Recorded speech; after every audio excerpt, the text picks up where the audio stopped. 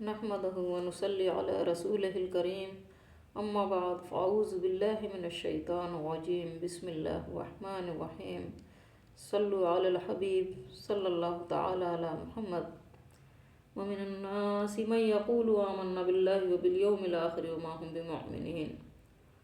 بعض لوگ کہتے ہیں کہ ہم اللہ تعالیٰ پر اور قیامت کے دن پر ایمان رکھتے ہیں، لیکن در حقیقت وہ ایمان والے نہیں ہیں۔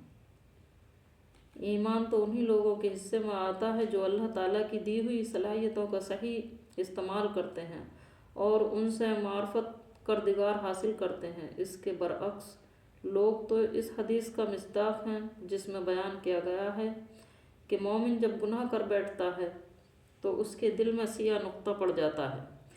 اگر وہ توبہ کر کے گناہ سے باز آ جاتا ہے تو اس کا دل پہلے کی طرح صاف صاف ہو جاتا ہے، اور اگر وہ توبہ کی بجائے گناہ پر گناہ کرتا جاتا ہے تو وہ نقطہ سیاہ پھیل کر اس کے پورے دل پر چھا جاتا ہے۔ نبی صلی اللہ علیہ وسلم نے فرمایا، یہی وہ زنگ ہے جسے اللہ تعالیٰ نے بیان فرمایا ہے، کَلَّا بَلْ رَانَ عَلَىٰ قُلُوبِهِمْ مَا كَانُوا يَكْسِبُونَ، یعنی ان کے کرتوتوں کی وجہ سے ان کے دلوں پر زنگ چڑھ گیا ہے۔ اسی کیفیت کو قرآن نے ختم مہر لگ جانے سے تعبیر فرمایا ہے، جو ان کی مسلسل بدعمالیوں کا منطقی نتیجہ ہے۔ انہوں نے اپنی عاقبت برباد کر لی اور دنیا میں بھی رسوا ہوئے اور آخرت میں بھی۔ یخادعون اللہ والذین آمنوا ما یخدعون الا انفسهم وما یشعرون، وہ اللہ تعالیٰ کو اور ایمان والوں کو دھوکہ دیتے ہیں، لیکن دراصل وہ خود اپنے آپ کو دھوکہ دے رہے ہیں مگر سمجھتے نہیں۔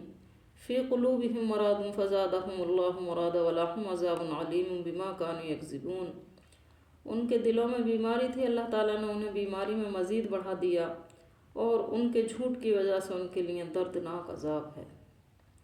وَإِذَا قِيلَ لَهُمْ لَا تُفْسِدُوا فِي الْأَرْضِ قَالُوا إِنَّمَا نَحْنُ مُصْلِحُونَ، اور جب ان سے کہا جاتا ہے کہ زمین میں فساد نہ کرو تو جواب دیتے ہیں کہ ہم تو صرف اصلاح کرنے والے ہیں۔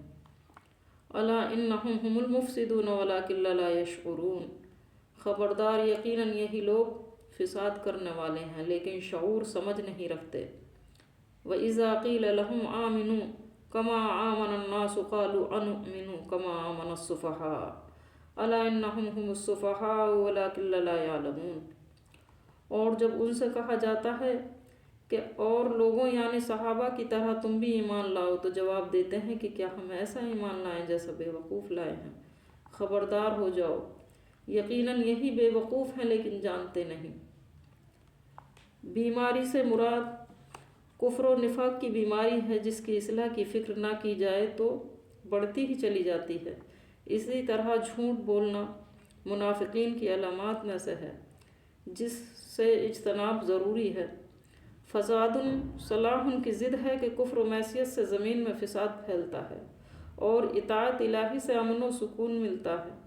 ہر دور کے منافقین کا کردار یہی رہا ہے کہ پھیلاتے وہ فساد ہیں، اشاعت وہ منکرات کی کرتے ہیں اور پامال حدود و الہی کو کرتے ہیں، اور سمجھتے ہیں یا دعویٰ یہ کرتے ہیں کہ وہ اصلاح و ترقی کے لیے کوشاں ہیں۔ ان منافقین نے ان صحابہ رضی اللہ تعالیٰ عنہ کو بے وقوف کہا جنہوں نے اللہ کی راہ میں جان و مال کی کسی بھی قربانی سے دریغ نہیں کیا، اور آج کے منافقین یہ باور کراتے ہیں کہ نعوذ باللہ صحابہ اکرام رضی اللہ تعالیٰ عنہ دولت ایمان ہی سے محروم تھے۔ اللہ تعالیٰ نے جدید و قدیم دونوں منافقین کی تردید فرمایا کسی اعلیٰ تر مقصد کے لیے دنیاوی مفاذات کو قربان کر دینا بے وقوفی نہیں، عین عقل مندی اور سعادت ہے۔ صحابہ رضی اللہ تعالیٰ عنہ نے اسی سعادت مندی کا ثبوت مہیا کیا ہے، اسی لیے وہ پکے مومن ہی نہیں بلکہ ایمان کے لیے ایک معیار اور کسوٹی ہیں۔ اب ایمان انہی کا مبتر ہوگا جو صحابہ اکرام ہی کی طرح ایمان لائیں گے۔ فَإِنْ آمَنُوا بِمِثْلِ مَا آمَنْتُ بِهِ فَقَدِ اهْتَدَوْا،